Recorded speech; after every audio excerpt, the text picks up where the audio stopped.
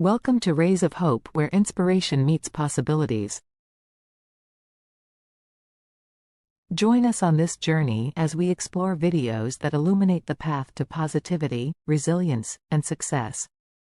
We versus I: how language shapes our relationships and perceptions. We use language to communicate, but have you ever stopped to think about how it shapes our relationships and perceptions? The words we choose can either bring us closer together or drive us further apart. One subtle yet significant distinction in language is the use of we versus I. At first glance, it may seem like a minor difference, but it has a profound impact on how we interact with others and how they perceive us. When we use we, we're signaling that we're part of a group, that we're connected to others. On the other hand, when we use I, we're emphasizing our individuality, our separateness. In this video, we'll explore the importance of language in shaping our relationships and perceptions, and how the distinction between we and I can affect our interactions with others. We'll examine how using we can create a sense of community and shared responsibility, while using I can lead to feelings of isolation and disconnection. By understanding the power of language, we can become more aware of the words we choose and how they impact those around us. The psychology of we versus I. When we use we instead of I, it's not just a matter of semantics, it's a fundamental shift in how we perceive ourselves and our relationships with others. This subtle distinction has a profound impact on our psychology, influencing how we think, feel, and behave. In this section, we'll explore the psychological underpinnings of we versus I and how it shapes our interactions with others. Social identity theory. Social identity theory suggests that our sense of self is deeply tied to the groups we belong to. When we use we, we're signaling that we're part of a larger collective, which can enhance our sense of belonging and identity. This can lead to a stronger sense of loyalty and commitment to the group, as well as a greater willingness to cooperate and work together towards common goals. On the other hand, when we use I, we're emphasizing our individuality, which can lead to a greater sense of autonomy and self-expression, but also potentially more conflict and competition with others. We tend to favor groups we belong to, in groups, over groups we don't belong to, out-groups. Our sense of identity is influenced by the groups we belong to. Using we can enhance our sense of belonging and identity. In group versus out-group dynamics. The use of we versus I also influences how we perceive and interact with others. When we use we, we're more likely to see others as part of our in-group, which can lead to more positive and cooperative interactions. On the other hand, when we use I, we're more likely to see others as part of an out-group, which can lead to more negative and competitive interactions. Using we can lead to more positive and cooperative interactions with others. Using I can lead to more negative and competitive interactions with others.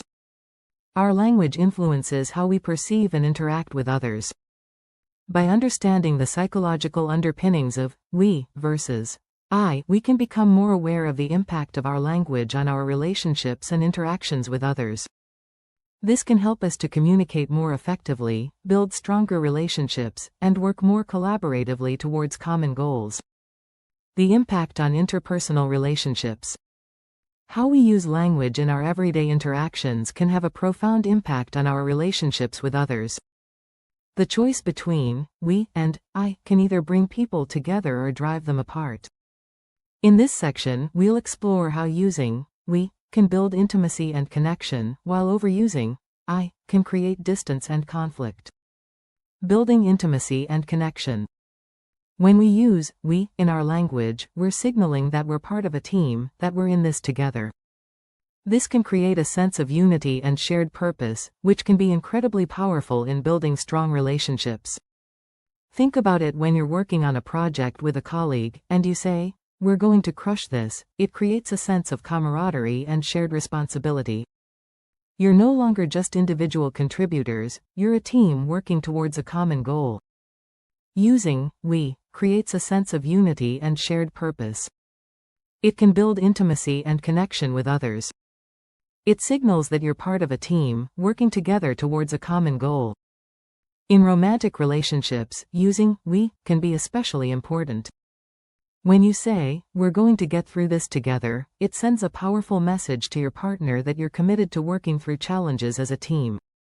This can create a sense of safety and security, which is essential for building trust and intimacy. Creating distance and conflict. On the other hand, overusing I can create distance and conflict in relationships. When you say, "I'm going to do this," it can come across as individualistic and selfish. It's no longer about working together towards a common goal, it's about what you want to achieve as an individual.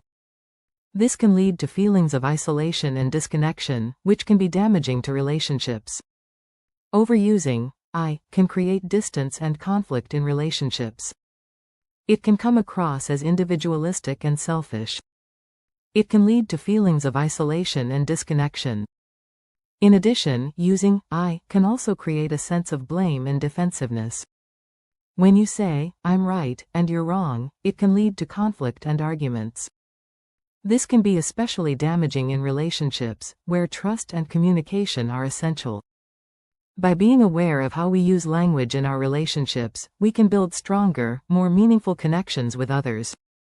By using we instead of I, we can create a sense of unity and shared purpose, which can be incredibly powerful in building strong relationships. Stay tuned for part 2, where we'll explore more about how our word choices influence our interactions. Thank you for joining us on this uplifting journey with Rays of Hope. Please comment, like, share, and subscribe to stay tuned for more videos that spark hope and empowerment. Until next time, keep shining brightly. Thank you for watching.